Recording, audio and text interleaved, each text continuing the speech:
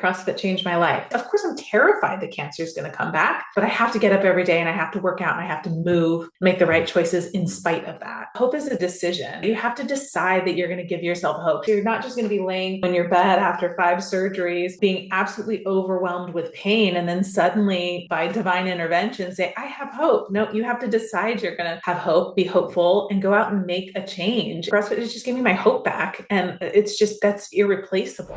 If there was one thing the world was asking for, it was for one more podcast about CrossFit. Well, here we are anyways. This is the Silverback Media Podcast, where we share the stories of the everyday CrossFitter, so that more people are encouraged and empowered to try it themselves. Here's your host and everyday CrossFitter, Marco Mejia. What is happening, Silverback Media crew? Happy Friday, Happy New Year, Happy 2026. This is the first interview we're bringing you in the new year, and I'm excited to be here with you today. My name is Marco Mejia. I'm a CrossFit Level 2 trainer in Phoenix, Arizona, and my guest for you today is Jennifer Jones. Jen is a member at CrossFit North Scottsdale, and in this story, you're going to hear a true story of hope, of persistence, of perseverance, and of gratitude. One of the last things, and we actually talk about it right at the start of this interview, one of the last sentences that Jen said to me when we were lining this up to have her be a guest on the podcast, she said, CrossFit saved my life. And through this story, you're going to hear exactly what she means when she says that CrossFit saved her life. So I'm going to keep my intro short so we can get right to the story. Now, before we get to that, regardless of whatever platform you're listening on, if you're listening on Apple, if you're listening on Spotify, or if you're watching me here on YouTube, hi, I'm waving at you. For those of you listening on Apple or Spotify, I'm still waving at you too. We're cool. But make sure you're following, make sure you're subscribed on whatever platform you're listening on. Better yet, do it on all three, because the robots, right? Make sure you're following on Silverback Media so you can see all the content that we're putting on there. And now, with that being said, that's 29 down, 10,000 to go. And let's go talk to Jen. Jennifer Jones, welcome to the show. Thank you for coming on. Happy to have you on. How are you?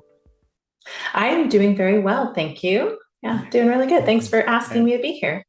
Of course, and hopefully we sound mostly recovered and not out of breath, because within about 30 minutes ago we finished an abnormally hard workout. So now we've quickly recovered, and now here we are.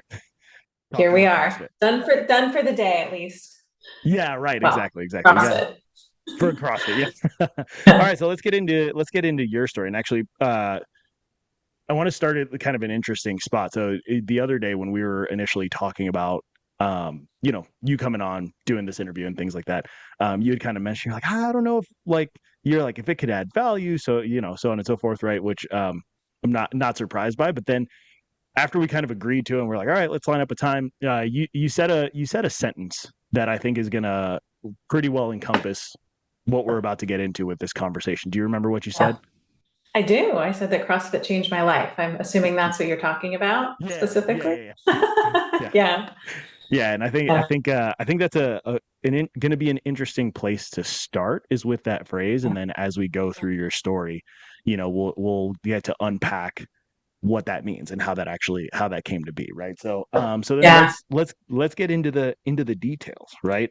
So let's start way back. So tell me about growing up. Were you active as a kid? Were you playing sports?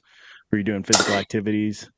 Yeah, so not really. I was actually that really awkward kid, especially through, middle school. I was very chunky. I was never really popular or unpopular, as, kind of somewhere in the middle, and never particularly active. I did like marching band in high school, and color guard in high school. So had some activity here and there, but, by and far, I was raised in a household where physical activity just wasn't prioritized. I mean, my sister was like a cheerleader. It was just my sister and I. And so we had activities, but it was never something that was actually pushed by our parents, if you will. So yeah, obesity running in the family. It was just kind of commonplace. It's just what it was. Never taught about protein, never taught about carbs, never taught about fat, anything like that. So yeah.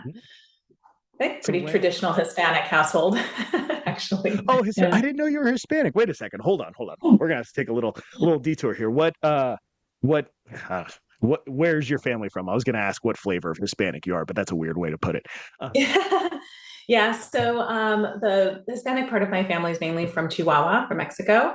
And I'm actually also part Dutch. So I have roots in Amsterdam, yeah, on my Oh, mother's side. wow. So I'm actually about three quarters Hispanic and then a quarter Dutch. Yeah. Nice. Awesome. That's cool. That's cool. All right. We'll have to practice some Spanish at some point. I'll disappoint you. Yeah, I mean, my yeah. pronunciation is great, but aside from that, The dare vocabulary you ask itself. me a Yeah. question? Yeah. No, that's cool. Yeah, that makes sense in terms of like how things looked like growing up and things like that, right? So then Yeah. when was it? And if if this question ends up kind of skipping a bunch of your story, right? Just let me know. We can wind Yeah. it back. When was it that fitness, exercise, Uh, nutrition, things like that started to become something that you were like, oh, I might need to put some focus there. I want to learn more about yeah. that area. I actually know the exact moment. There was a point where I was engaged. Um, Andrew, if you're out there, this is pointed towards you.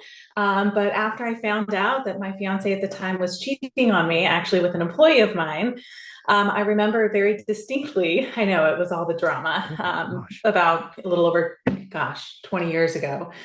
But he actually called me chunky.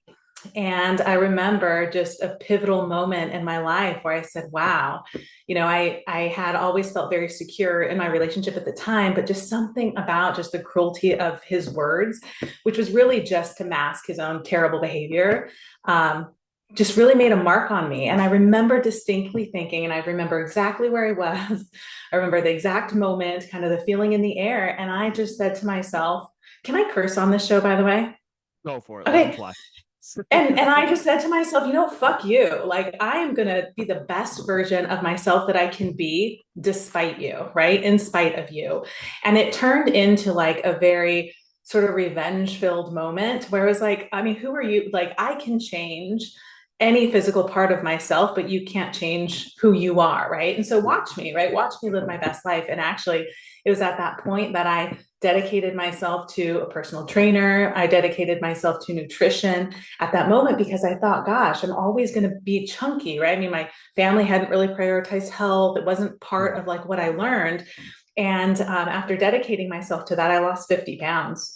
In fact, in 3 months, not the result of a crash diet, but because I was just so focused on my nutrition. So it completely changed my life for the better. One of the hardest things actually turned into one of the greatest blessings. Yeah. Oh my gosh. So Yeah. And I think that last sentence there, that's a very beautiful way to put it, right? yeah. Because it could have been, I'm sure, probably for you thinking back on that moment, it's kind of like a, not to be super cheesy about it, but it's like the what's that poem of like the two roads, right? And the road less traveled. Like it could have Yeah. been very easy for you to, you know, choose a different path to go down, right? Yeah. In that Yeah. moment. So to take that and turn it into and use it almost as, you know, as fuel to Yeah. do something positive about it, right? And like you said, it was, probably some of it that's revenge based, but I think that's understandable for Yeah. anybody listening to the story, right? Yeah. But And there was also a point where I really felt like, so many times, and I'm certainly not saying that there aren't any that this doesn't happen some of the time, but that, obesity is hereditary. And once I had gone through my weight loss journey and I had made some marked changes in my life, I mean, I worked my ass off to, achieve what I had achieved at that point. I think for me, I realized that I felt for myself that I was using heredity as an excuse, and instead it was those habits, cultural habits that I inherited from my mother, and the way that I prepared food, or the way that I had prioritized carbs over protein, and not really understanding it. So I felt that it was just a real eye-opening moment for me to realize that you work your butt off towards your goals and you can get there, right? yeah, Heredity aside from that. So, yeah. yeah. And it was an interesting, I think, lesson for some of my cousins also, which we had actually talked about after that at some point. But yeah, so anyway, that's kind of where it all started. And I think I was 22 at that particular time. Yeah, I think it was about Okay. 22. Yeah. Okay. And just context, and I know, I know we've either directly or indirectly talked a little bit about this. I know like weight body weight isn't necessarily like the main thing, but just for context in terms of like where you were body weight wise at that moment to where you ended up after those first few Yeah. months, what did that look like? Just Yeah. for, So context. I was at that time, I was at 180 was my top. And I had gone down to, I'd actually dipped into the like high 120s. And so it was a pretty substantial weight loss. And I'm 5'6" for reference, just height wise. Yeah. Gotcha. Yeah. And then, so what did those, I mean, you said personal trainer, focus on nutrition, like Yeah. tactically, what did those things look like when you first started doing things? I mean, I know Yeah. you mentioned focus was a big one, right? But like, what were the things that you Yeah. were doing day to day that you feel made the biggest difference? Yeah. So food log. I distinctly remember that helping tremendously. And it was such a drag in the beginning to actually start writing down all my food. But then as I wrote it down and I became so focused on it at that time, really what it looked like for me was removing carbs from my diet almost entirely. So, and my nutrition and my approach has certainly evolved over the years. So that's not what it looks like today, but at that time, and I was shocked I mean, the weight just started coming off and I was weight training, I would say a minimum of 5 days a week. And really just being disciplined, 4:30 a.m. wake up calls before I went to work. I mean, I was in my 20s, so I had a lot of energy at that time. Shout out to the morning workout people that are still getting after it, because they're amazing. Don't know how to do it. Amazing. It's not me. So that was kind of a 3-month journey you mentioned, right? Where that initial kind of like weight loss happened. What did that look like then after that 3 months? Did you kind of like, were you able to maintain that? That level of focus is, can be a lot for people, especially after kind of a short, call it sprint of a window like that, if you want to term it that way. So so coming. So I had maintained the weight loss. I mean, I had rebounded a little bit just after kind of that dramatic, 120s for me was, I almost look gaunt. I almost look a little sickly. And so I had to, I think probably I ended up about 135 for a long time, actually up until I got married, which was in 2013. And I got married at, I was 33. Yeah. At the time when I got married. So I maintained that weight loss, started having kids, and still had, maintained it pretty well. It was only in probably 2019 that I started gaining some of it back, which we'll kind of get into why and stuff too. But I was focused on an active lifestyle from that point forward throughout my life. So I have never really backed away from it. Yeah.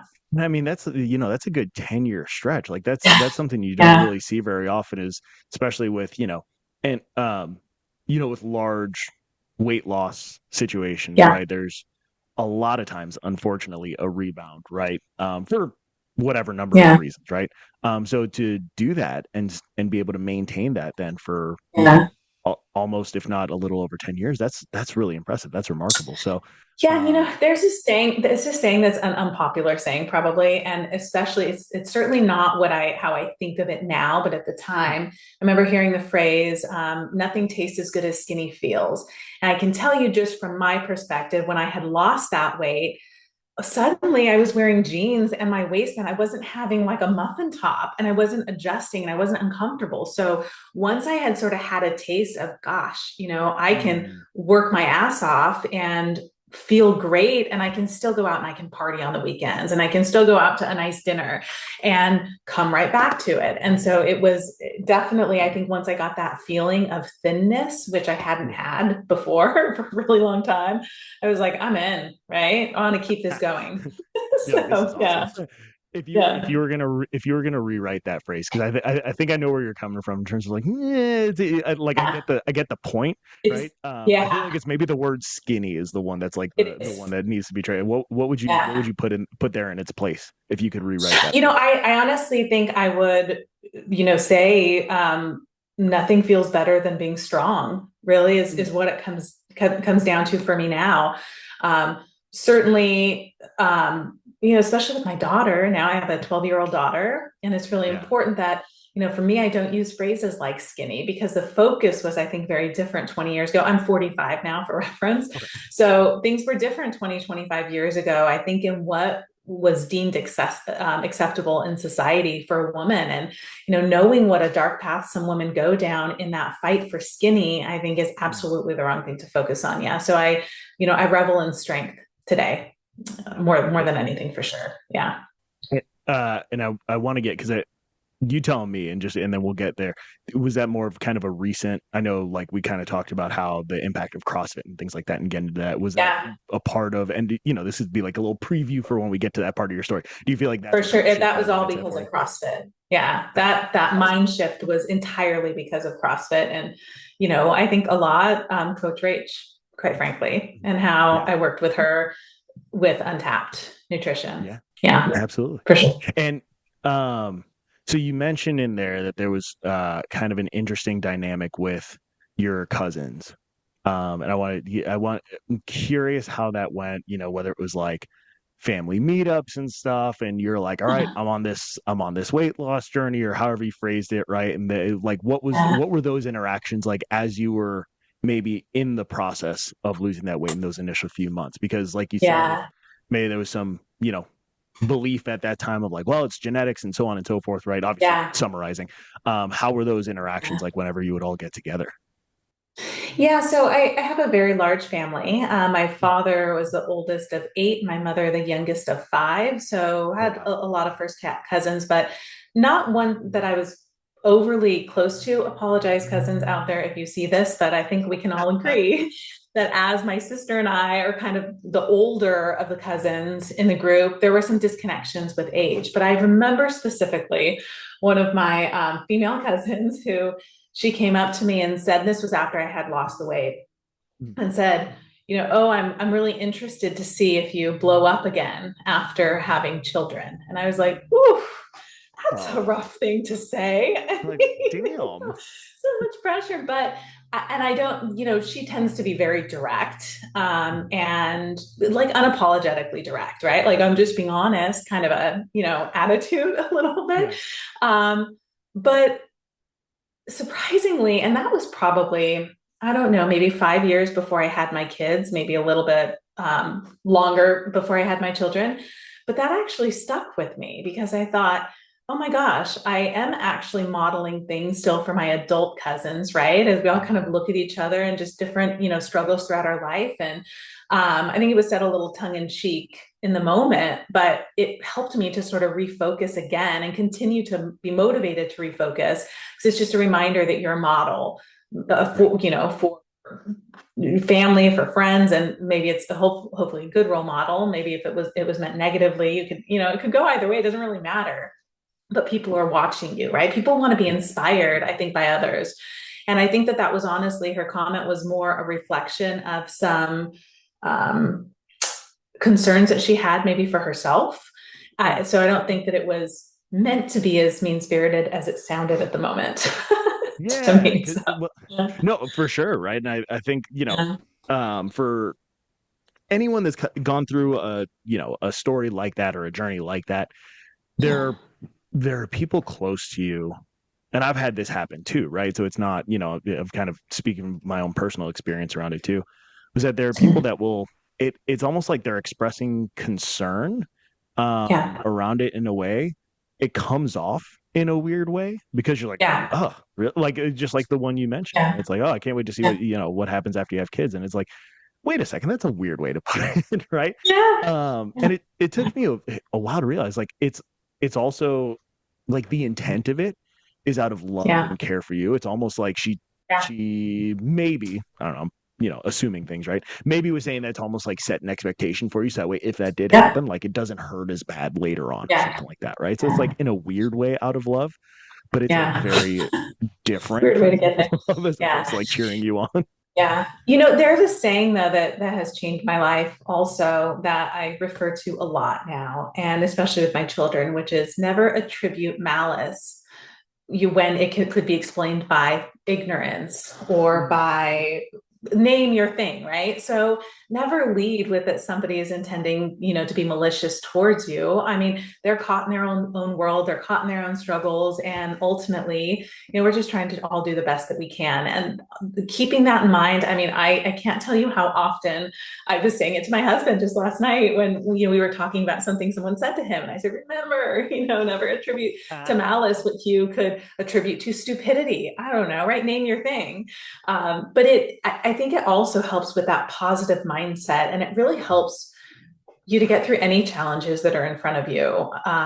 Because we can all go down that dark path of, oh, they meant to be mean, they were trying to bring me down. No, it's just, they just weren't thinking, right? You just didn't think it through enough. And so that helps me get through things for sure. I love that phrase. I think I've heard it used with the word stupidity at the end, but that one helps me a lot, like driving on the highway.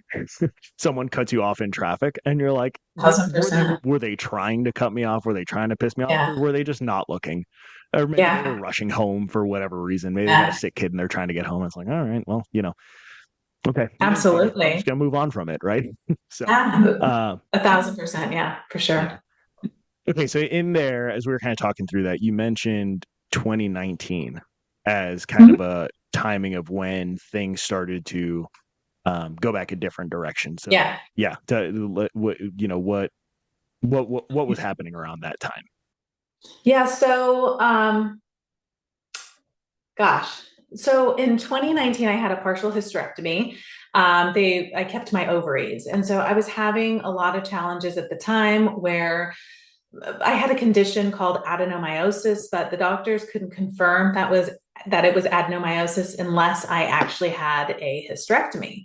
And so I was told by the doctors, and, at the time, a dear friend of mine had gone through a really awful cancer battle, that she she lost her life at 39 with 2 young kids, and it was absolutely horrible. So at that time, when I was going through these health challenges myself, I was so overwhelmed, and I said, just do the hysterectomy. I don't want to wait. They thought that there was a chance that there was cancer.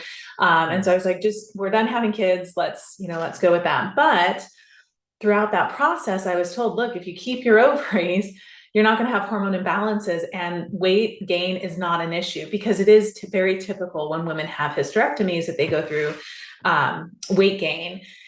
And I'll be damned if 6 months later that weight didn't start creeping on. And the amount of depression that I'd gone through at that time, because I just worked so hard, and then it just seemed as though life was just completely different. I didn't know my body anymore. I was, things were hurting that didn't hurt before. And I was so frustrated that I felt like I didn't get good medical consultation, which also leads to some of the distrust that I have with the medical establishment, but we don't have to dive into that too deep. If you want to, great, we can go there too.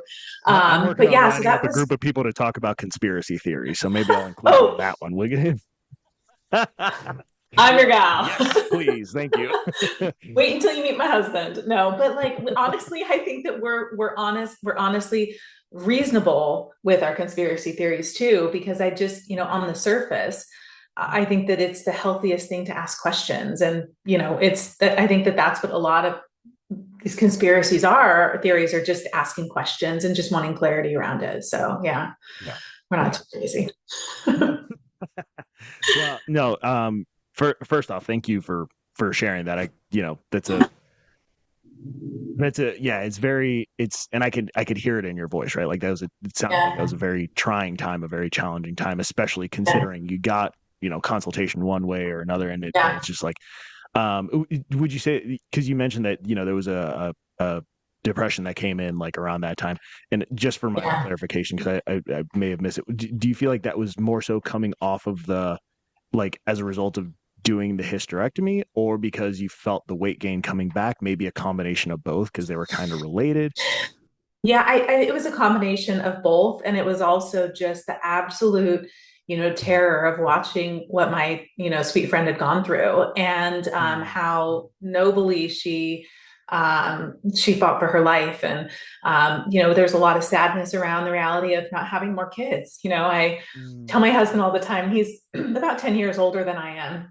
I tell him all the time that if we would have met 10 years younger, I would have wanted a whole litter of kids. I know that's probably not the right word to use, but like, I love children and a big family. And so it was, it's easy to say you're ready to not expand your family more, but then suddenly the next day, the reality of that, when you're like, this is my one life to live.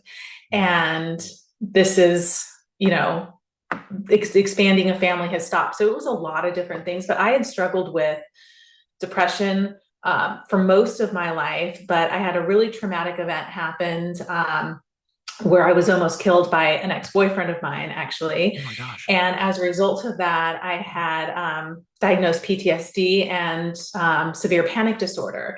And so all of those things have just added to kind of the overall, and it's shifted more into anxiety. And now this kind of later part of my life, not that I'm old per se, but right, the last, 10, 20 years, it shifted more towards anxiety than depression. But yeah, it's just a struggle to stay positive and to just not feel sorry for yourself, quite frankly. I think it's just really easy to feel sorry for yourself sometimes, and to not be able to focus on your blessings as much as you want to be able to focus on them. So yeah.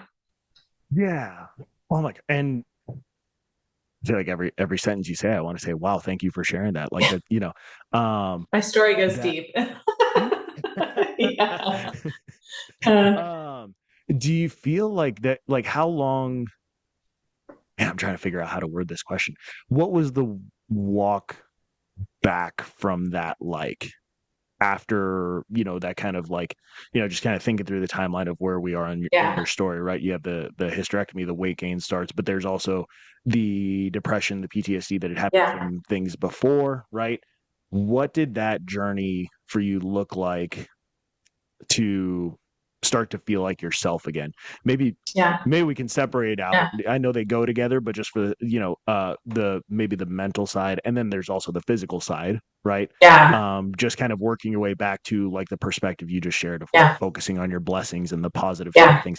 That's, I mean, I'm sure if you were to go back to yourself in that moment and try to tell yourself to do that, that'd be a very, very hard thing to do, right? So what does that look like to get back to that point? Hey, quick interruption from me. I hope you're enjoying the episode so far. If you are, I have a favor to ask of you. The main way that this thing can continue to spread is through word of mouth. So if you're enjoying this episode, send it to someone or share it with someone that may benefit from it or enjoy it as well. Leave a comment, drop a 5-star review, follow the show, share about it on social media. That's the main way that we can help get this message out to others so we can continue to spread this, okay? I'd really appreciate it if you do that. And now let's get back to the show. A lot of counseling, quite frankly, lots of different therapy to try to get a handle on my panic disorder, which was really the hardest part, I think, of all of that. But it was mostly my husband, right? Looking in his eyes and him telling me, baby, everything's going to be okay. We got this.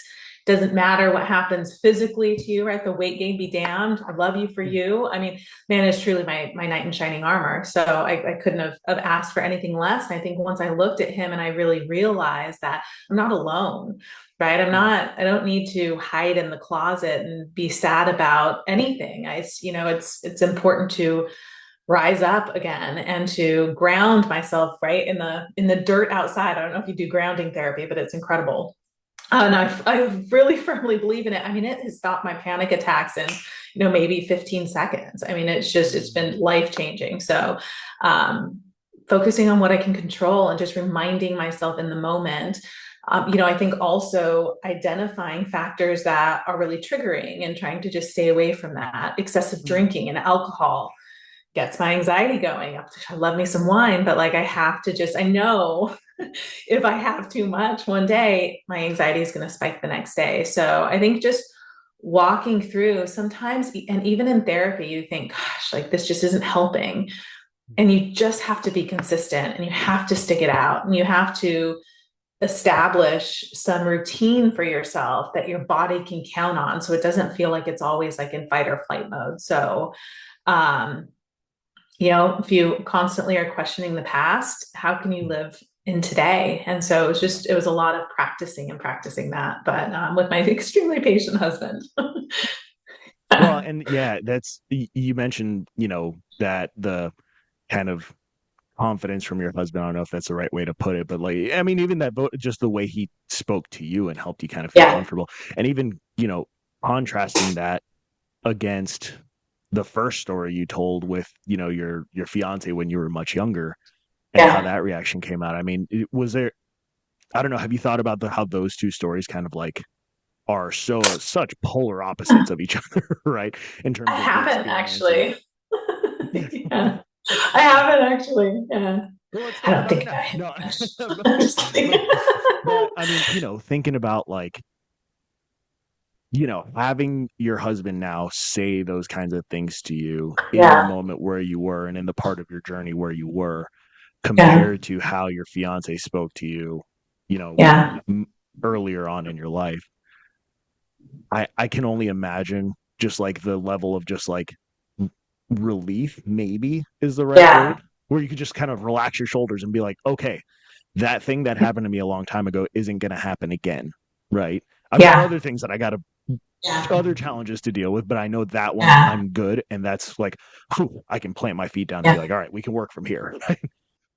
Yeah, I think it's so easy to fall into a habit, right? And to make the same bad choices time and time again because it's familiar. And if you picture yourself, and this is part of my therapy journey, right? If you picture yourself in a cornfield and you're walking a certain path throughout that cornfield, what happens is that you have a path laid for you, right? As you continue to walk that same path, walk the same relationships, walk the same dynamics with people around you.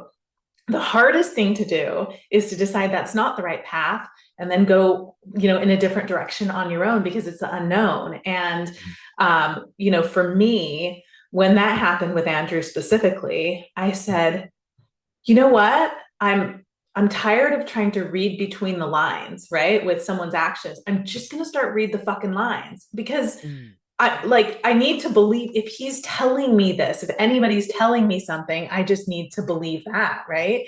And so that came a very specific change in my life to where I stopped accepting mediocrity. And of course, dating challenges after that, and you work through it. But I think at different points throughout your journey, you realize this is unacceptable. This is not the journey. This is not going to be my story. I refuse to be that person. Because even when that happened, if you can believe it, I actually thought that maybe it was my fault. What did I do? I was chunky. I wasn't, I didn't do the right things. And I had to say, wait a second, you're worth so much more.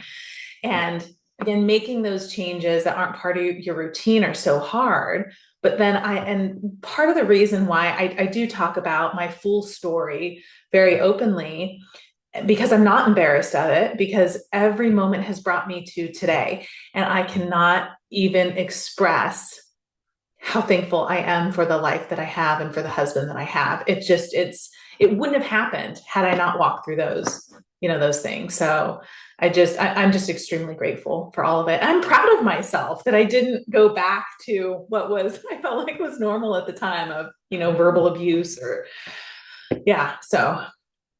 Which is amazing because, and like, it's unbelievable to me and you're included in this, what some people have gone through and for lack of a better phrase, come out the other side of it. Right. Yeah.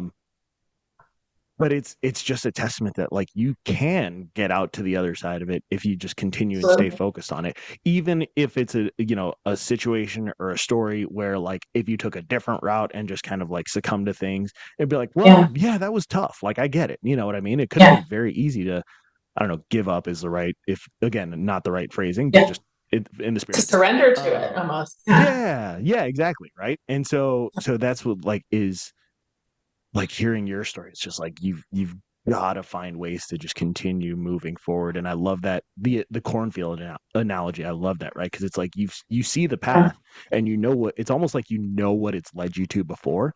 So like, is that something you just want to keep repeating because you're essentially walking these steps, what it leads to because you've already done it. It's already laid out for you, right? And it's Absolutely. Like, and then there's the fear of what's going to happen if I take a different path, but it's like, but also exactly where this path is going to get you. So exactly. And people have Yeah, and people have to come to the point where the unknown is more exciting to them than the known. And it's really hard. And some people don't, win that journey. I mean, even when we talk about addiction and things like that, I mean, it's not an easy thing to happen. So you just can't be scared. We all have one life. I mean, try something different and see what happens. And, that other path is always going to be there. You can always find your way back to it. But yeah, it's been a long road, but I'm really grateful. Yeah. Yeah. So let's go back to kind of that. So that was more of the mental side of coming out of that time, right? What about physically? So, you mentioned, okay, now you've got the weight gain starting to happen again. You're like, oh crap, what's going on, right? So what did that look like in terms of the physical side of things? Because you've been through a weight loss journey before, right? Yeah. And now this is starting to happen again. So what did that look like at that time? In terms of what you had to do? It's a great question. I think I tried to do what I knew, right? What worked for me before, which was the cutting of carbs essentially, and just, meats and vegetables, and it didn't work.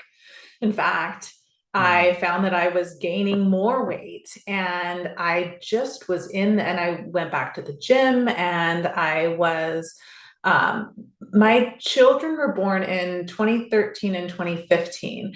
And so this was when they were like 4 and 6. So I had maintained like the weight loss, which was such a great time. I've gone through the challenges of pregnancy and then rebounding after weight gain, from the pregnancy and stuff. And I was like, now I'm here. Like, what? How could I be here right now? And so I really beat myself up so much because I just couldn't, like, it didn't work. And that added to just that mental load of, why did I make this choice to have this surgery? And now, like, I'm not comfortable with myself. My hair's falling out. Like, I'm gaining weight. And then there was a point where I feel like my calories were so low, probably about, between 1,000 and 1,200 calories a day. And I was still gaining weight. So it was actually at that point that I started saying, I have to try something different. And I actually had heard a little bit about more like, the macro nutrients and things like that, and how I could maybe try something different. But at the time, probably from like 2019 to 2021, I was just like, this is awful. So through COVID didn't help, right? Yeah. Because now I'm stuck in my home. I'm like, you got young too much. Yeah.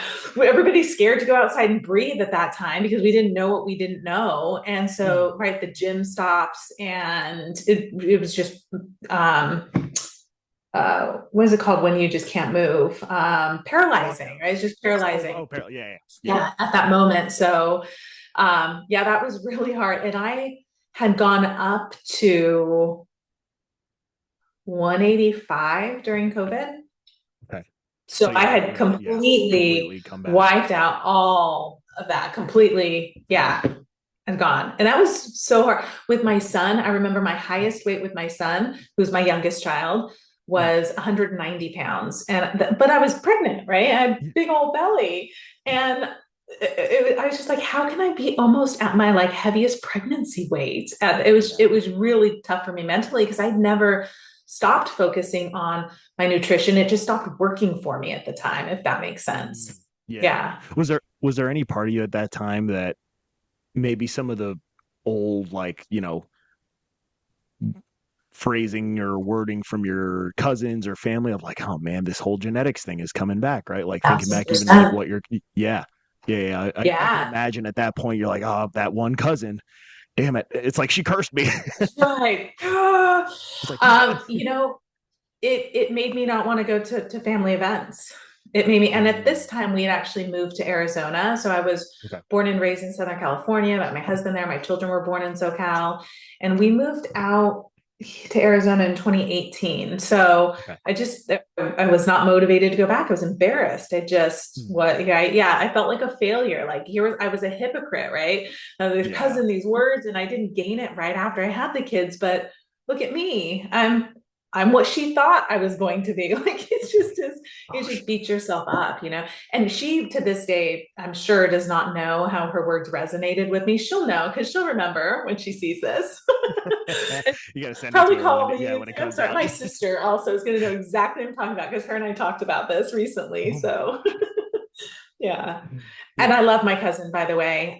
It is, again, we just don't sometimes know what, like my grandma used to always said, used to always say, harsh words can't be taken back by a team of wild horses. And it's actually a saying in Spanish, and I don't know what the Spanish saying is, but she used to always say that. And it's so true that, intent aside, what you say to other people, you just don't know how it's going to resonate and change their life for good or for bad. And so God bless people, just lead with kindness, like speak to others as you want to be spoken to. Try to avoid that. So yeah. Well, and it's so interesting because even that phrase, like you said, at the time when it was initially said to you, it was almost like, I don't know, you tell me, it seemed like at that time it was almost like fuel of like, I'm gonna prove you wrong kind of situation, right? Sure. And Yeah. then fast forward, however many years later, and the same phrase, I guess same intent, right? The same words. Now now you're, for you at that point, you're looking at it and you're thinking, crap, I'm what she thought I was going to be, right? Exactly. Yeah. My goodness. Yeah. Yeah. So Like crazy how it comes full circle. yeah. Goodness gracious. Okay, so then now we're into 2021-ish, right? Like still COVID-ish, right? Yeah. Depending on where you were in the country, right? So on and so forth. They will save that for the conspiracy theory episode too. Right. So then, yeah. So what comes next? So now you're at, you're at 185. The things you tried before that had worked before, you're trying them again, and essentially the opposite result is happening, right? So then, what comes next? What's the next step, or the next move you make? Yeah, I signed up with a virtual trainer who would focus on macros. And it was Renaissance Periodization, or RP Strength. Oh yeah, was a company I went with, actually. Wonderful people. Had this wonderful virtual trainer. His name was Hunter Polly. And I had great, initial success for probably about 6 months. And I had, lost a lot. And they gave me like this spreadsheet breakdown of what like, it was very detailed, what workouts to do what day, what is the timing. You could like fully commit and immerse yourself into it, or you could not. Nobody was standing there, right? Looking over your shoulder. So it was self-starting, but I also had guidance. I tend to do really well with like a plan that's in front of me. I mean, I can execute a plan. And that, that worked for a while. My father-in-law, I remember around this time, and my father-in-law has always struggled with his weight, not always, but later in life. And we went to a event at his house, and I had my pre-portioned food and, stuff. And I remember he looked at me and he was like, why aren't you eating this? And I said, oh, I have my food, already, pre-established. And he said, so tell me, Jen, like, how did you, like, so what happened? How did you get this heavy? And I was like, come on, like I'm trying so hard. And it just felt as though like I'm just not seen. And, my husband is just mortified with every comment. Like, and so it just felt like it was taking a bullet after a bullet, like just to my ego and to my emotions when I'm trying to do everything I can behind the scenes to be healthy, but I don't scream that from the rooftops. Like nobody else knows except for my husband, right? What I'm going through. And so it just again led to this self-loathing, self-questioning. Am I doing enough? Is it? And at the time I feel like the macros just felt super restrictive. And I can kind of, when we get into it, I can also talk about how that's changed for me, and how I've had success more with now what I'm doing, because there was a distinct difference with how they approach macros versus how Untapped Nutrition did it for me. That really helped. So I was really just trying to find my footing, and with the taste of macros, I started thinking, gosh, maybe this is a smarter way for me to do this. but it feels just so daunting, right? When you start, you're like, is this going to work? I mean, this takes a lot in the beginning as you get used to it. So yeah, because it's a lot to learn to get into tracking and learning like portion sizes and do I weigh stuff? Do I not weigh stuff? What do there's a lot of questions and a lot of different factors. And then it's almost like that thought of like, man, I'm going through all this learning and I'm doing all this practicing, and is it going to work? You kind of have that there's never a guarantee with any of this stuff, right? Like there are things that definitely work better, but it's also personal preference and level of commitment. Even like you said with, that training plan, right? It's like it's self-serving. You got to do the work. And so, that's a tough balance to strike of like committing to a plan. It's kind of, well, ironically enough, goes back to that kind of cornfield analogy, right? It's like, you don't know that this new thing is going to work, but you know that if you keep doing the stuff you were doing, you pretty well know where it's probably going to land you, right? So like, but I think there's also that panic that sets in, even when you get used to this new thing that you're doing. Let's call it macros, just for this example. But there's also this point where maybe you've had success with it, and then you think, oh, crap, like, am I going to have to do this forever to like maintain? Because then when I stop doing it and weight starts to come back on, and I'm like, oh, come on. Like what happened to the days where I could just lose weight and then I could go into maintenance and I could have it be okay? And that just wasn't my story. So again, like just that panic of like, am I always going to have to be logging my food? And it just felt so daunting to me at the time. And so I yo-yoed with that, for a bit, for a couple of years, for sure.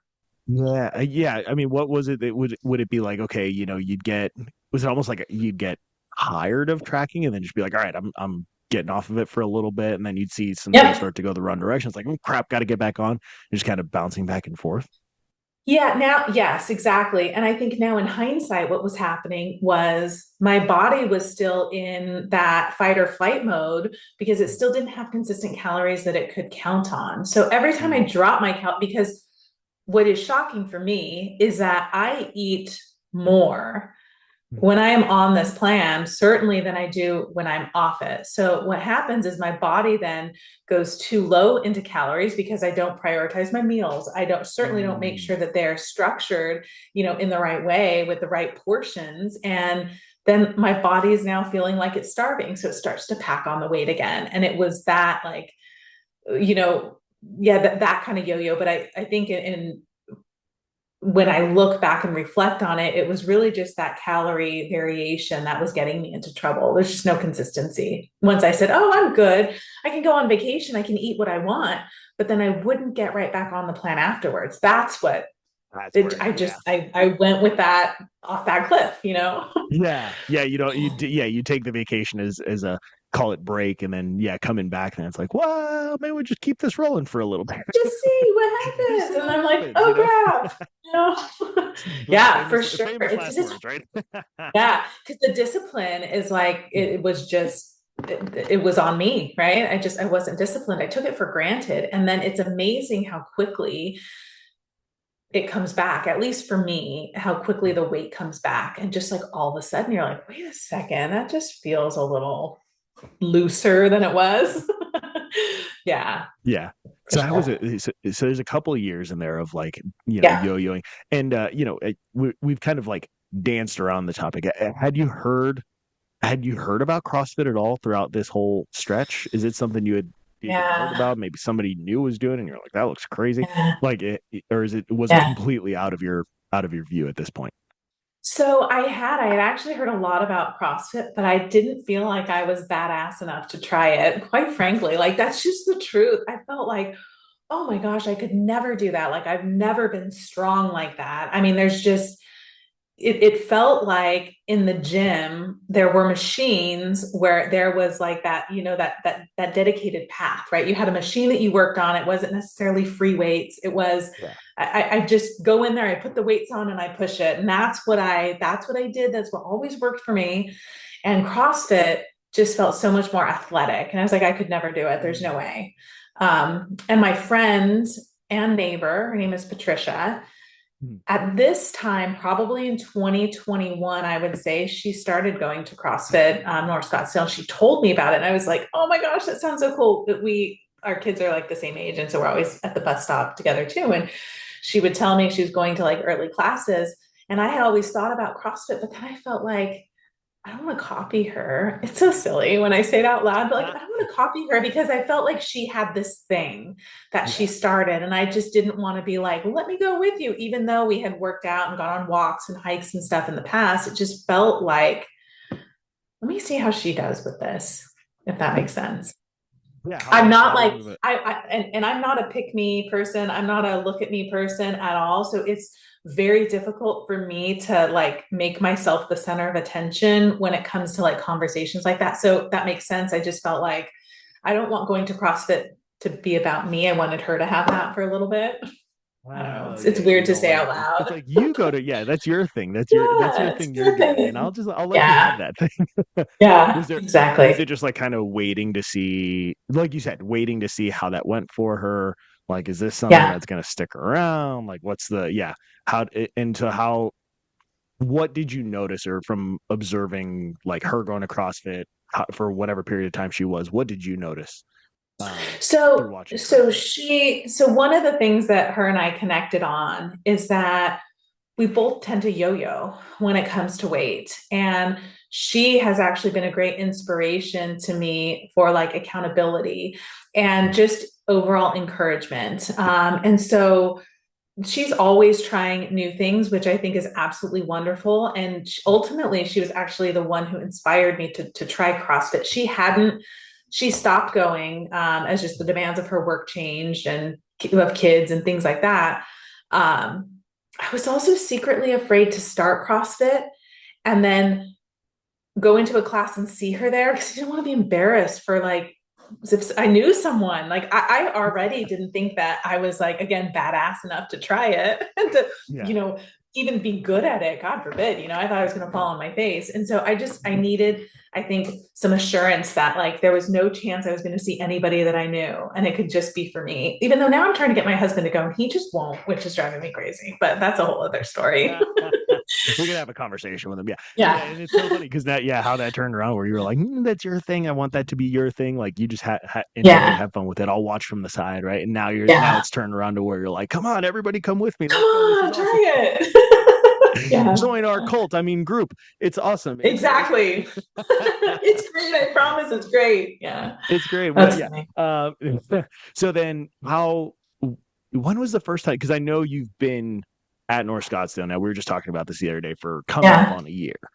Was that the first time you tried CrossFit, or did you try it before you initially started? That was the first time you tried it. That was the first time I tried. And so I believe it was in early February of this year, 2025, that I started. Actually, no, it was mid-February. And I know because I was exactly 6 weeks post-op when I had come in for I've just gotten my medical clearance to come in and to start working out again. So let's go. So post-op was,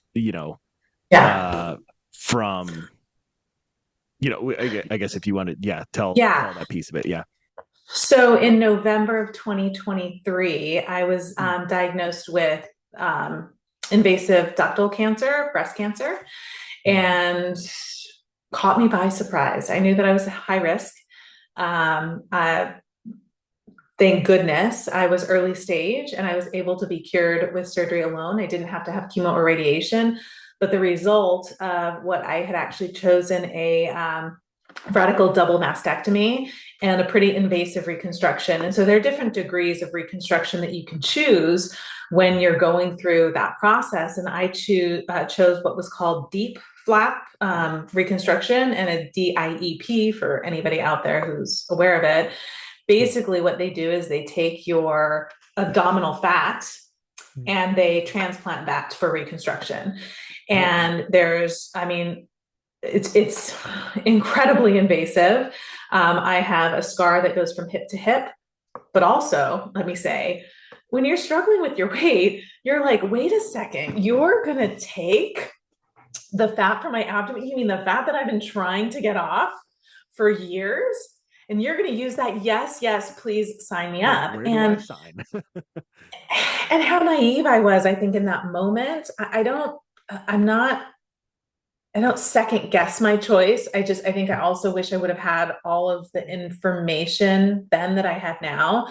But the result of that, of the mastectomy and then the reconstruction, was 5 major surgeries over about almost 18 months. Actually, no, it was 5 surgeries over a year, because my first surgery was January of 2024 and my last one was January of 2025. So it was actually 5 major surgeries over a year.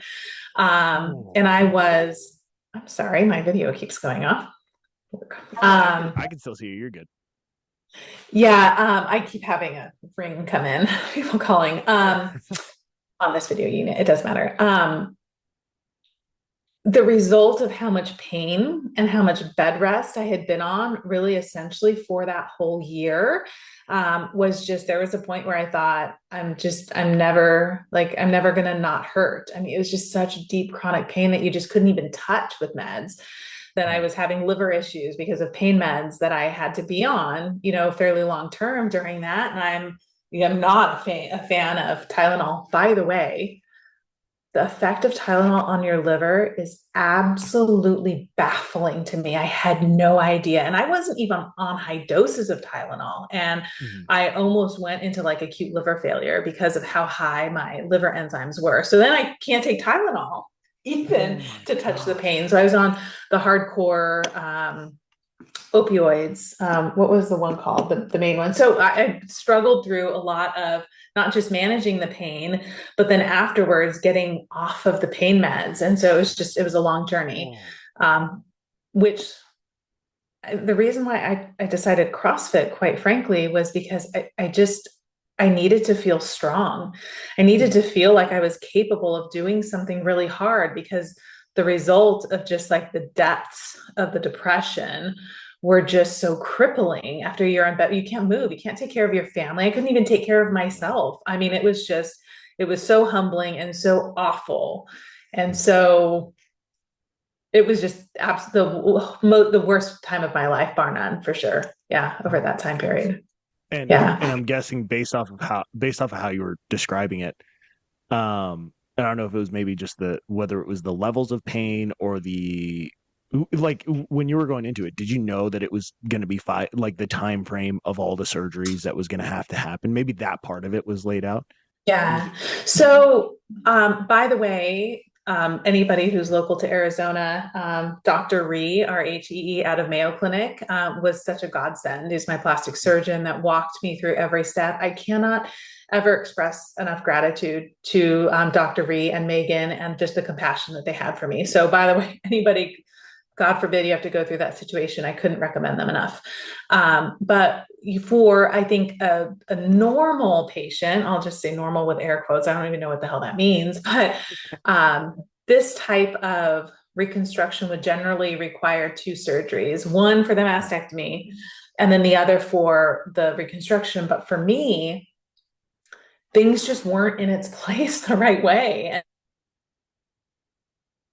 I knew that it was going to be a super long road of recovery. I mean, we're talking about, anywhere from, they do pain scales from like 1 to 10, 10 being, the highest. I mean, I was between a 7 and a 10 for months at a time, where you just like couldn't get any relief. And then it was a decision of, well, things aren't right. I'm going to keep going, and they're going to keep refining until they are right. And for me, that looked like 4 of the reconstruction surgeries. And so I don't think that it's necessarily the normal path. I've seen patients go as far up as 13 surgeries and as few as 2. So there's just like a wide range of what it takes. But your whole body has changed to begin with. And you don't realize when you look in the mirror, this is completely random, but I've always had a really distinct birthmark on my side, like on my right hip. And I was younger, right, in bikinis and photos, like it was just me. It was like super distinctive. And then I realized after these surgeries that my birthmark is gone. I hadn't even considered it. Like it was such a defined part of me. And then I look in the mirror and I thought I just didn't even recognize myself at all. I don't even know if that answered your question or if I went off too much on a tangent, but it was such like a put myself back together physically type of a time in my life. And then when it was all over, I looked in the mirror and I was like, I don't even know what this body shape is. I don't know who this person is. It's like that body dysmorphia that people talk about. I think they talk about it mostly in relation to like extreme weight loss and obesity. But for me, it was because of this whole surgical experience I had. And I was hopeless. I mean, absolutely hopeless. I didn't know where to turn. I didn't know what to do. The weight wasn't coming off. And now I just had totally different body proportions. And I had a flat stomach. Yay me, right? But that was it. But it was a thick flat stomach. It wasn't even like a cute flat stomach. So yeah, it was I had in mind when I No, I just thought, oh, it's going to be magical. They're just going to take all this fat from my stomach, and then I'm going to suddenly lose 20 pounds, and it's going to be great. We're going to be good to go. And that was not the case at all. Yeah. Yeah. Gracious. So then, okay, so now January 2025, you have the last surgery, you said right around that time. And then you're medically cleared, right? I guess probably a little bit after that, once, that surgery settles, it's like, okay, 6 weeks or 6 weeks. Want to be, right? Yeah. So in that time, within that window of time, was that when you were like, this CrossFit thing, I'm going to do it. I'm going to try it. Like, what was it about? I mean, you mentioned like, okay, I got to feel strong. But even before you had, your neighbor, Patricia, right, that she was doing CrossFit. Yeah. Like, but that's her thing. So what made it such a conviction this time? Like after that last surgery that you were like, after I knew that I had the ability to start over, if you will, because I hadn't been to the gym in a while, kind of through this whole process. And I think I finally just told myself, why not? Like, why not now? And I'm also not a great planner in that, like, if I decide I want to do something, that moment, I want to do it. And so it was more, I didn't really let myself think about the next steps after my recovery. It was more, okay, I'll decide what I'm going to do once I get that medical clearance. And this time around, I'd actually gone through physical therapy post-op, like I think starting at like 2 weeks post-op. So I had 4 weeks of physical therapy underneath my belt. And I talked to the physical therapist about different exercises. And one of them was like, just do lightweight and max out. So you can't go any further. And I was like, that just seems really long. I mean, like I could lightweight forever. I mean, I'm not strong, but I'm not weak, at the same time. Like I felt like everybody has their opinion. And for me, classes are awesome because I have a start time and I have an end time. Tell me what I wanted someone to just tell me what I need to do.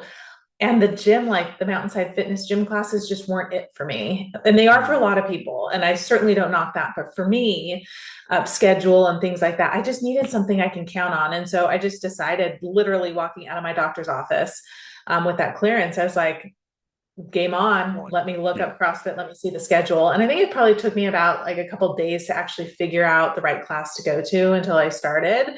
But I felt like such an idiot walking into the first class I did and into the gym. Because I just didn't know what to expect. And I was like, am I dressed right? Are people looking at me?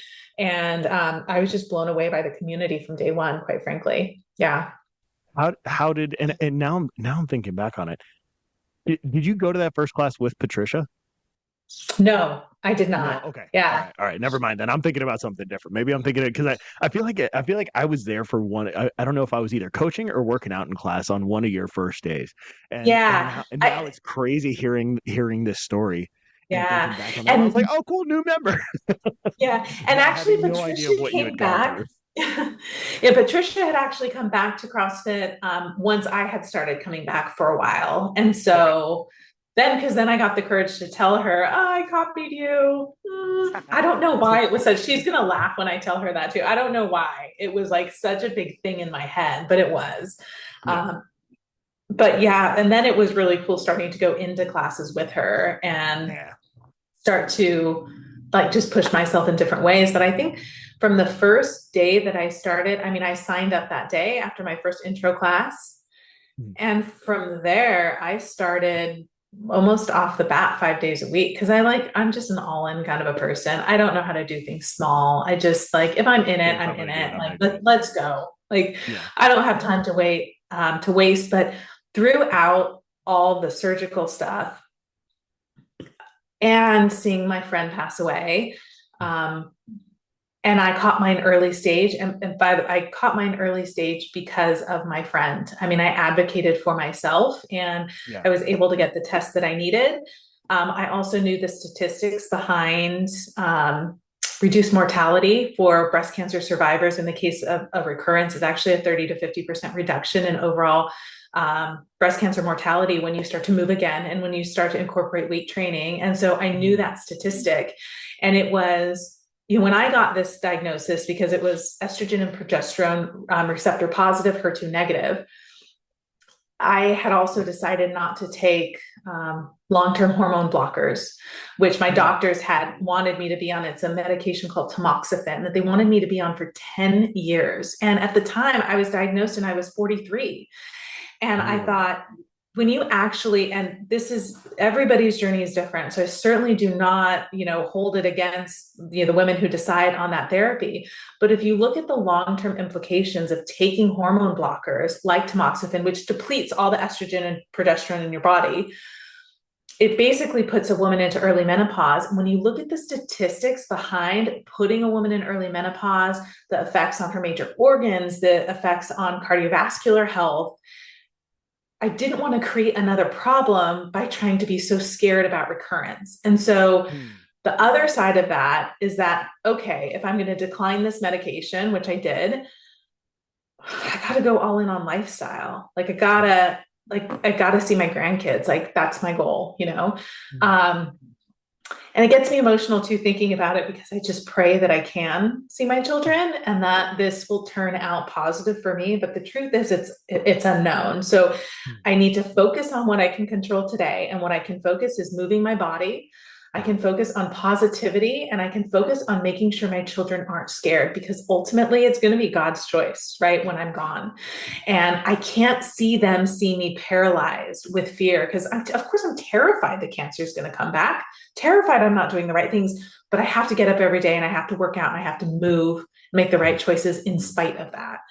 And so that really just became my mantra. Disciplines are greater than my feelings, right? My discipline is the greatest thing I have going for me. But after that first workout, I was all in. I was like, let's go. This is it. This is where I want to be. Couldn't even hold on to the bar in a dead hang. Like, oh my gosh, it was so embarrassing. They were like, do a dead hang. I was like, God, no, please don't do a dead hang. Like this, I can't even hold on. It's so embarrassing. I've come a long way. Do you remember what that first workout was? I don't. I've probably blacked it out. No, I feel like most people, unless it's like one of those benchmark ones, it's a repressed memory. Yeah. It's like, I don't know. I don't want to remember. I just remember what I felt like afterwards. So, you go, like, even going into signing up for CrossFit, you were like, this is the thing that I'm doing. Then you have that, you actually go through the class. Were you even more convicted after having the experience, after going through a class? Like, what was it? Was there anything specific about that first class or those first couple experiences that you were like, okay, I was right. This thing that I decided to go all in on, it is going to be the right thing for me. Like, was there anything specific about those experiences that kind of solidified that for you? So first, the women in the class weren't skinny. They were really fucking strong. And I thought, okay, that's what I want, right? I want to be strong again. Like that was fitting into what I needed at that time in my life. And after that first workout, and even throughout it, I distinctly remember, so both Rocky and Rach were in my class. And I remember how much they were encouraging me. And I actually left the class and cried in my car, because I thought, like, here there are women uplifting other women. And you don't see that very often in a whole lot of settings, and I just felt like my heart was telling me that this is a place that can encourage me and that can challenge me. And like, yeah, I can go and do the gym all day long, but where has that gotten me? It just hadn't gotten me to my goals. And so I don't know if you can tell this about me, but I have a tendency to go all in too fast. And so I was focused on getting to class a certain number of times a week, but I had really wanted to add the nutrition part into it. And I said, no, Jen, not yet. You have to give yourself at least 30 days of consistency with the workouts before you actually dive into the nutrition, because I pile so much on at once and then I get burnt out and I get discouraged if I don't get results. So I had to segment it in my mind, but it was so much about the community there that I was like, okay, I'm not just going to the gym with my headphones and ignoring everybody else. They're high-fiving me and fist bumping me. And like, they said, great job. Did I do good? What? It's amazing. I did good. This big thing that has been over my head, like I can't do it. And I was like, I can do this. Yeah, like I can do it. And other people that have been doing it are here in the same setting and they're cheering me on, basically telling me, yeah, you can do it too. Right. Yeah. It's like that. Yeah. I feel like this topic or this kind of around like like this specific aspect of the CrossFit community is starting to come up more in like some of the recent interviews and things that I've had. And it was eye-opening to me the first time, because it's like it puts a reality to what we mean by like the power of the CrossFit community. And it's like that example you just had, right? It's like for anybody that's been going to CrossFit for a long time, right? Like somebody else cheering you on and saying, hey, good job, keep it up, good work. Like that can be just kind of like all right, cool. Like that's the coach or that's another member in class. They're just kind of doing their thing, right? Yeah. For you in that moment, that, not to be dramatic, that made it such a huge impact from such not throwaway phrase, but just like, hey, good job, keep going, right? Something that I'm sure Rocky and Rachel would say to almost everybody, right? Yeah. It was just, and what I found is that this mentality is not unique to CrossFit nor Scottsdale, which is awesome. Like there's no way I could say enough good things about it, but CrossFit Lumberyard in Anaheim, California, which is my hometown.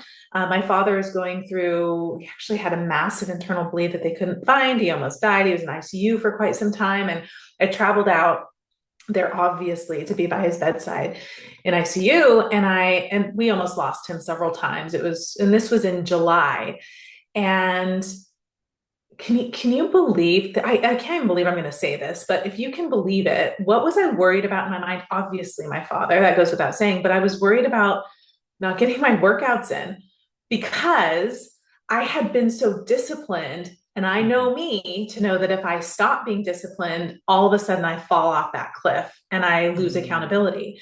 And so I reached out to Tyler, who's the owner of CrossFit Lumberyard. And I said, hey, can I drop in, to this class? And he said, yes. And, I went, I couldn't figure out how to pay them. I couldn't do it on the website. Like I was trying to figure out how to pay them. And I had shared with the coach while I was in town, and they were absolutely wonderful. Like it was just such a wonderful facility and group of people. And they ended up comping me for the entire time that I was there because they knew that I had so much on my plate with my father. Like never asked, it came up in conversation, but I thought just the kindness, like he's a business owner. It was just such a kind gesture that I certainly didn't need, but gosh, that I appreciated. And now every time I go back home, CrossFit Lumberyard is my second, home away from home, CrossFit away from home. And so the kindness isn't just what I've experienced here local to my home. It just feels like it's actually the whole community. And, it's one of the main reasons why CrossFit has changed my life. And I can, high level snapshot kind of all what that encompasses. But, I don't know, CrossFit is just giving me my hope back. And that's irreplaceable, right? I mean, if you don't have hope, you don't have anything, That's like, was it table stakes? They say, right? It's like, that's where it starts, is at least hope and some glimmer of belief that like just I can do the thing.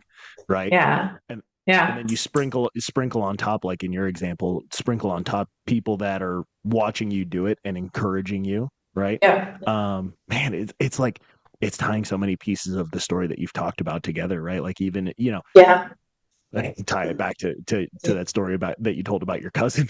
But even that being such a, like the experience. I can't wait till the next time I see her. I can't wait. Like, I can't wait. Podcast and I talked all about that time you said that. Yeah.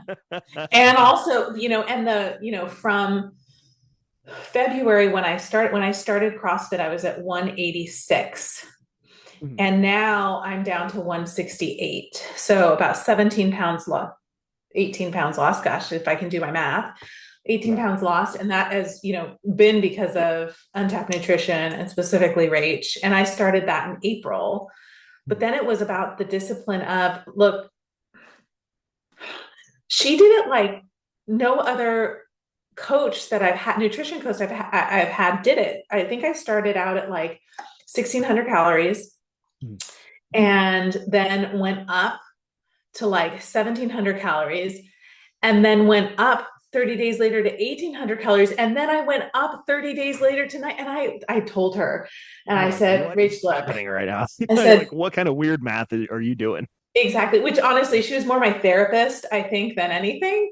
But she's like, girl, just trust the process. And I was like, I don't know what you're doing because I've never like gone up in my calories when I'm trying to lose weight. And she's like, trust the process, trust the process. We got to get your body used to food and to being able to trust food and rely on food. And I promise, just trust me, be consistent, and this will work. And I was consistent. And can you believe that going up in calories, I've lost 18 pounds. I still haven't done a cut at all, which I plan on doing in the new year.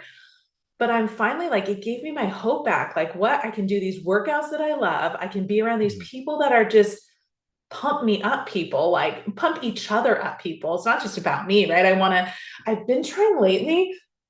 And for the women who are in these classes, I'm so sorry if you think this is anything other than positive, but I try intentionally now to go and say, you know what, Nicole, your arms look, they're on fire. Like you look great. Or Sabrina, I remember when Sabrina, she was doing nutrition too. And I saw her, I don't know, it was a push press or something. And I went up to her and I was like, your shoulders look great. Like you could see the definition. And as women, we just don't compliment each other enough. I just, you just try to spread some kindness every day at the gym. And again, if they think I'm weird, I'm so sorry. Like I'm doing it to try to uplift you because it just encourages me, right? When I see your guys' progress, it's just But also inspiring. something like that, like if that's the kind of thing that's viewed as weird, is like complimenting other people and Yeah. being kind to them and trying to pay that forward because somebody did it for you, sign me up to be weird then. Because and I'm sorry if that bothers you, but like Yeah. I'm Yeah. gonna be a little bit weird right now, right? Not too I know weird, not too weird. people, There's a line, right? people always say like, what do you care what other people think about you? Look, I care. I don't know what I care. I care what other people think. I want to be known as the kind person, the God-fearing woman. I want to, be known as somebody who has been resilient and who's positive and who looks at the glass half full. And man, all that takes effort, right? And it takes today, for example, I hadn't been able to get to a class and missed the 2 days prior. And then you come up with excuses. I'm tired, right? My back hurts. And no, you know what? I get to move today. I'm going to go crush this workout in an hour. I don't have to worry about programming. I don't have to worry about what I'm going to do. I just got to eat right throughout the day. And I got to show up and I got to move. I mean, sign me up. I'm in. Yeah. And also I can now do kip swings and not just dead hang. And like, I'm on top of the fucking world. It's great. It's great. What has that done for you? Like, I mean, that's, what has that done for you for your life outside the gym? I'm certainly much happier. I can tell you that like I have much better hormone regulation in terms of just the ups and downs, even in my mental health and things like that. I feel so proud of myself and so accomplished. It's given me such an area of satisfaction in my life. I'm certainly thrilled at, the physical changes that I've seen and how there was a point in my life where I attributed heavy lifting and increased protein with being bulky. And I'm not bulky. I mean, I'm more toned, and it just seems counterintuitive, I think, for women, for what we've been taught for like such a long time. I no longer find myself saying, I want to be thin, or I want to lose weight, I say, oh, I want to be more defined, or, I want to be able to wear this dress, or like there's a problem area. It's not like holistically who I am as a person. Like I'm not defined by my weight. It's like a nice to have now, right? Like if I see that go down, that's not the goal. The goal is strength. The goal is preventing reoccurrence, preventing secondary cancers, reducing chronic inflammation, which breast cancer is a metabolic disorder, right? And so there's something wrong with the way that my body is operating. I need to reduce my inflammation. I need to increase movement, increase muscle mass as I get older so I can continue to move, right? The deadlifts that we talk about, so you can pick up your grandkids, right? All of those things. It's just inspired me to not just focus on the scale and to just focus on what I get to do because of CrossFit. That makes sense. Yeah. Yeah, absolutely. That's amazing, because it just spills out. Like you just feel that resonate throughout the rest of your life, whether it's work, family, whatever the case is, right? Like it's not like that feeling is just contained to like when you're inside the four walls of the gym. Like you take that attitude there with you throughout the rest of the other 23 hours of the day, right? Which is just that's amazing. Well, I've got one more question for you. And before I ask it, thank you for sharing all of your story. This is I feel like for as we were talking about this, there were pieces of your story that I knew already. And there was a whole lot of it that I did not. So thank you so much, because like that's it. There's a lot of story there, but I think even you said that like part of you, one, it's, hey, it was my journey, it was my story. You don't get to where you are now, if those things don't happen. But two, sharing in case other people are in bits and pieces of something similar, right? And to know that like that there's a path forward. It's through that different path in the cornfield, right?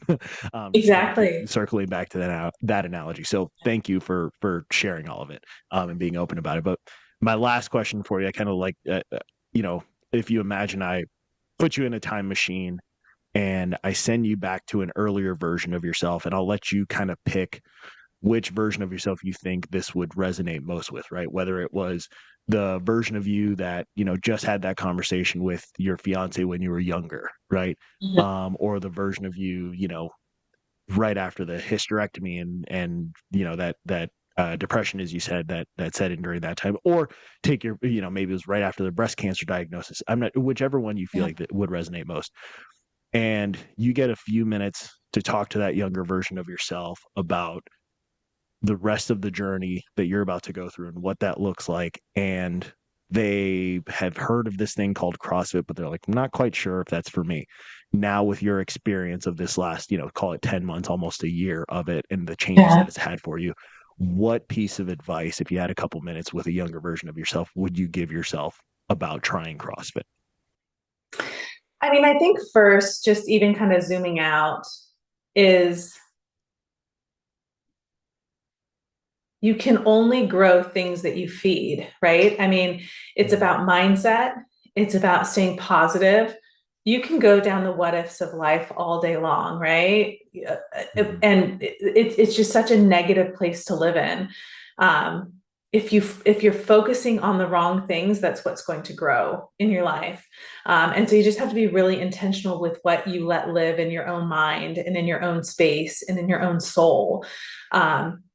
And you just can't be afraid to try new things. For CrossFit, I didn't even know that scaling was a thing. Can you believe that I just thought that I would have to go in and do those godforsaken overhead squats and like crush it the first time? I didn't know that there were degrees of it. What I would tell my younger self is to not be so scared of this big monster in my mind of CrossFit, because I thought it was just for badass, strong people. That was like I envision as like Olympic weightlifters. Like it was so far from the reality of what CrossFit really is, which in my experience is about community. And it's just about being the strongest version of yourself, whatever that looks like. And so, you know what, honestly, I may never get to, my toes to bars or, my strict pull-ups. I may never get there. I'm going to try my damnedest. I'm going to try hard, but I can still be the best version of myself based on my skill today. Like I don't have to constantly compete with myself to be like the absolute best in the room, if that makes sense.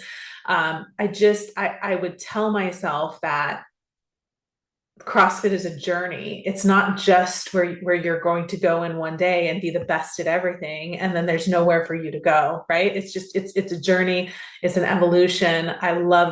You're going to love the community if you haven't tried it, right? People out there. I mean, just give it a shot. For me, it wasn't just about the workouts. They were equally as important as the community, and I'm just forever grateful for it. And I never get bored of it. I mean, last week's programming was rough, but it was terrible. There's sometimes where I look at the workout and I'm like, no, no, not doing that.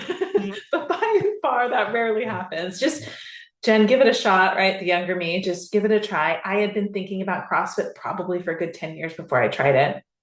Wow. Yeah. At least 10 years. So, but I'm not focused on yesterday. I'm focused on path forward, and I'm just super grateful to be here today. Yeah. Amazing. Thank you, Jen, seriously, for sharing, for, the impact of your story and what you've been through. There's gonna be someone out there that's listening that's in, whether it's a similar situation or not, but they can see part of themselves in your story. They're like, damn, like I can do it too, and maybe they've been in that position of fear of like, I don't know if it's for me. I don't know if I'm badass enough, right? Like you said, and they're going to hear your story and be like, I can do it.